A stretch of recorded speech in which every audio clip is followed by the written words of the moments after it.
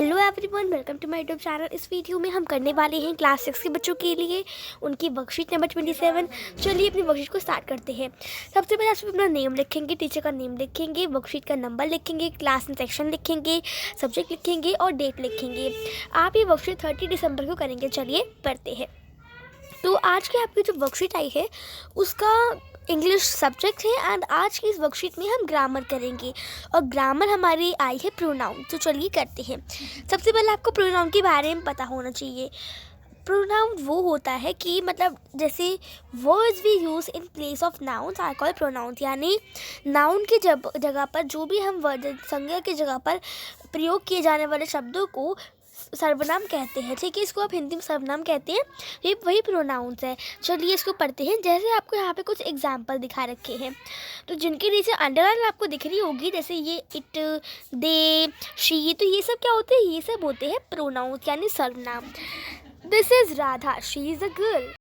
ये क्या हुआ? मतलब कि ये है राधा और ये एक लड़की है। जैसे ही आपको यहाँ पे दिखा रखा है these are Rama and Shyam, they are boys. ये क्या है? रामा और श्याम है, ये दोनों के दोनों लड़के हैं। और ऐसे आपको ये बता रखा है दिस इज़ द डॉग, ये एक कुत्ता है। इट इज़ ब्राउन, ये ब्राउन कलर का यानी ये भूरा कलर का ब्राउन। ठीक है, तो अब आपको यही बता रखा है। तो हमने क्या जाना, जो हमने पढ़ा शी, दे, इट, तो ये ऐसे वर्ड्स हैं जो कि हमने नाउन्स की जगह पर यूज़ करे हैं। ठीक है, वरना हम फिर ऐसे लिखो, जैसे कि हमने लिखा दिस इज़ राधा, फिर हम फिर से लिख सकते थे ऐसे कि राधा इज़ अ गर्ल, तो दो बार राधा हो जाता। इसीलिए किसी भी नाउन की रेपिटेशन यानी उसका जो वर्ड है वो बार बार रिपीट ना हो, इसी के लिए प्रोनाउंस का यूज़ करते हैं, सर्वनाम का यूज़ करते हैं। ठीक है, तो यहाँ पर आपको वही बता रखा है। आपको कुछ एग्जांपल दिए, जैसे कि अपने लिए किसी एक पर्सन के लिए आप क्या कहेंगे? I, me, you, he, him, she, her, it. तो ये एक पर्सन यानी अपने लिए या फिर किसी और एक पर्सन के लिए। और अगर एक पर्सन से ज़्यादा यानी किसी एक पर्सन से ज़्यादा के लिए, किसी भी चीज़ के लिए एक से ज़्यादा हो, उसके लिए हम बोलेंगे we, us, you, they, them, they, these. ठीक है, तो अब आपको यही बता रखा है कि जो वर्ड्स मतलब ये जो सर्वनाम होते हैं ना, ये कॉमन नाउन तो प्रॉपर नाउन्स की जगह पर आते हैं और ये वर्ड्स अवॉइड करते हैं नाउन्स की रिपीटेशन को, यानी उस वर्ड को दोबारा यूज़ ना किया जाए। जैसे सेंटेंस है शीना सॉ जिया, शीना ने जिया को देखा एंड ग्रीटेड। ठीक है, एंड ग्रीटेड मतलब कि शीना ने जिया को देखा और उससे मिली।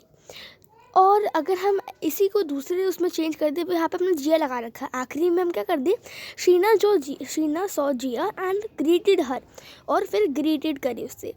तो ये वर्ड जो ये सेंटेंस है थोड़ा सा ज़्यादा अच्छा है। तो ये होता है प्रोनाउन।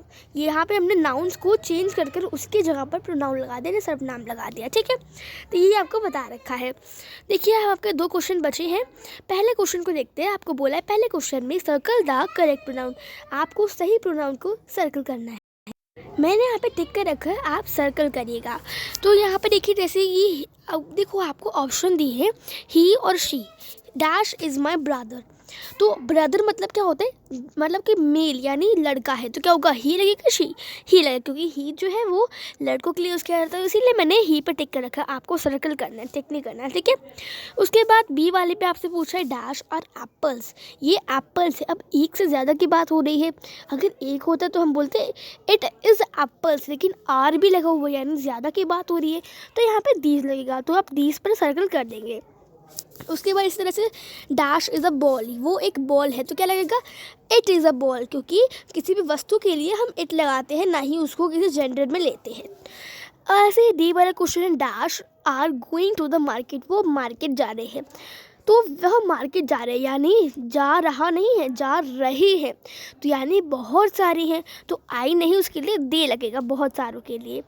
इसी तरह से डैश इज़ माई रैबिट, वो मेरा रैबिट है, मतलब कि दिस इज़ माई रैबिट, मतलब कि वो चीज़ पास ही में है, तो दिस इज़ माई रैबिट।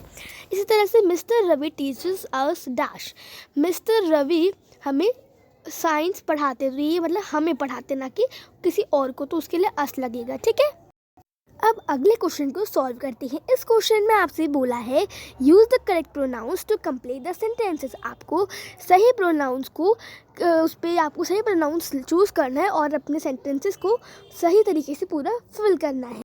इसको हम किस तरह से लिख सकते हैं?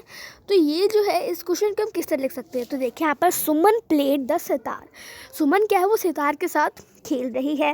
Dash is very good at it, वो उसमें बहुत ज़्यादा माहिर है यानी अच्छी है। तो सुमन क्या है, एक लड़की का नाम है, उसके लगेगा शी। तो आप अपने यहाँ जो डैश आपको दे रखा है उसमें आप शी लिख देंगे। इस तरह से सेकेंड क्वेश्चन, अन्नी polish the dash shoes, dash also wash the dishes. अन्नी अपने शूज़ पॉलिश करती है। तो अन्नी क्या है, अन्नी एक लड़की का नाम है, तो यहाँ पे हम उसके लिए हर लगा देंगे, अन्नी पॉलिश हर शूज़। इसी तरह से अब वो डिशेज यानी जो बर्तन होते हैं उसको भी धोती है, तो यहाँ पे शी आ जाएगा उसी के लिए, क्योंकि वो लड़की है इसीलिए। इसी तरह से सी क्वेश्चन आपसे बोला है Dhruv and Ramesh are good friends. Dhruv और रमेश यानी एक से ज़्यादा की, मतलब ध्रुव और रमेश दो हैं, एक से ज़्यादा है, वो दोनों बहुत अच्छे दोस्त हैं और वो 6th क्लास में है। तो इनके लिए दिस लगेगा, दे लगेगा कि ही लगेगा? इनके लिए दे लगेगा क्योंकि ये बहुत सारे हैं। ओके, तो यहाँ पे आप दे अपने इस आंसर में लिख लेंगे। अब आगे बात करते हैं डी क्वेश्चन की। Radhika won the race because dash was the fastest. Radhika ने रेस जीती क्योंकि वो बहुत ज़्यादा फास्टेस्ट है। तो राधिका एक लड़की है, उसके लिए क्या लगेगा? ही लगेगा, शी लगेगा कि इट लगेगा? उसके लिए शी लगेगा। तो आप अपने आंसर में शी लिख देंगे, ठीक है। इस तरह से ई वाला, allies house is far away from school. Ali का जो घर है वो उसके स्कूल से दूर है।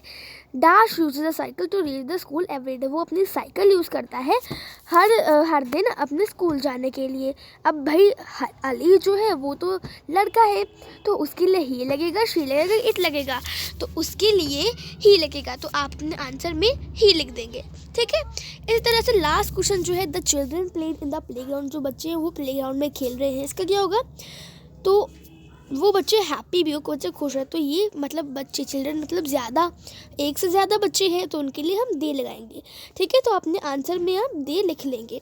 तो ये थी हमारी वर्कशीट। मैं उम्मीद करती हूँ आप सभी को सब कुछ अच्छे समझ आया होगा। अगर आपको समझ आया होगा तो मेरी वीडियो को लाइक करके दोस्तों के साथ भी शेयर कर दीजिए और प्लीज़ मेरे चैनल को सब्सक्राइब करके बेल आइकन को दबा दीजिए। तो हम सब मिलते हैं अगली वीडियो में, तब तक के लिए bye bye, see you next time, stay home, stay safe, thanks for watching.